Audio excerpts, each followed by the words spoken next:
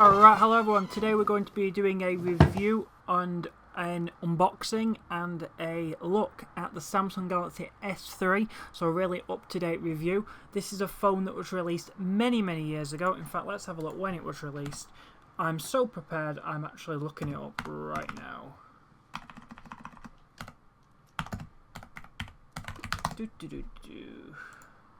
It was released in, goodness gracious, 2012. So this phone was released in 2012 and I'm unboxing it here. Now this actually wasn't my phone, this was my mum's phone.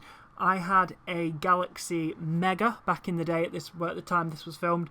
So yeah, there we go. So we're opening it up now with a pair of scissors. We've probably still got that pair of scissors. There we go. This was a perfectly decent phone as well. When we first got it, it was perfectly adequate for the time. Of course, nowadays really slow. Won't really work properly and won't be very secure, won't support modern protocols, etc, etc.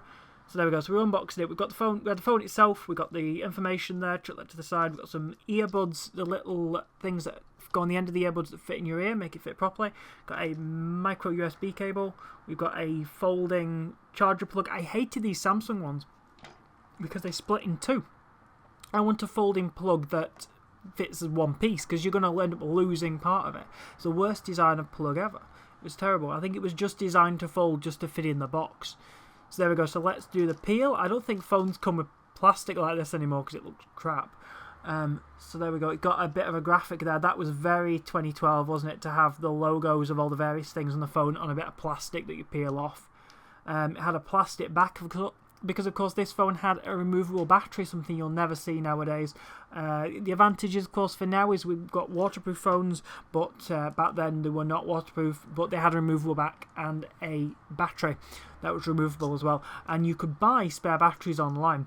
Once I was actually on a date with someone, and the phone battery, my phone in my pocket, the phone battery of it just exploded. Like, it just started swelling up. The advantage, of course, to having a throwaway battery was that I was able to just go into the toilet it was in a cinema.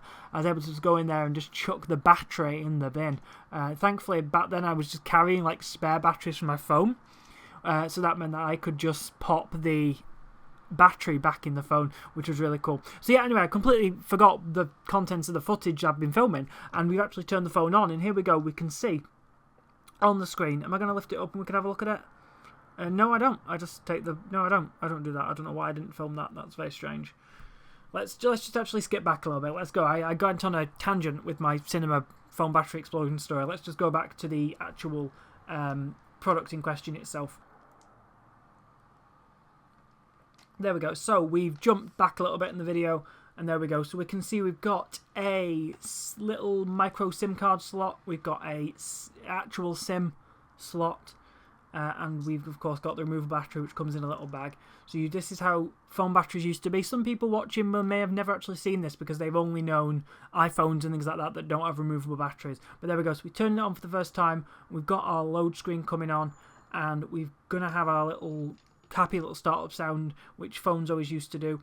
Also, you can see the little neon indicator. It used to be much bigger on these phones. My current phone has one. My current Android one has one, and not many phones though do nowadays. I assume Samsung ones still do. I actually don't know, but back then they did, and that actually was a really cool feature.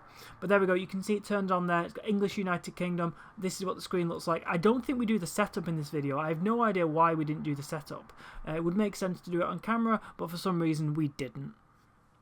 Anyway, so we're now on loop 3, I think, of the video. So I think this is about time to end this video. So yeah, I just thought I'd share this interesting footage that I found on an old hard drive. If you enjoyed today's video, make sure to leave us a like. If this was your phone, if you've got anything interesting to say, please leave it in the comments below.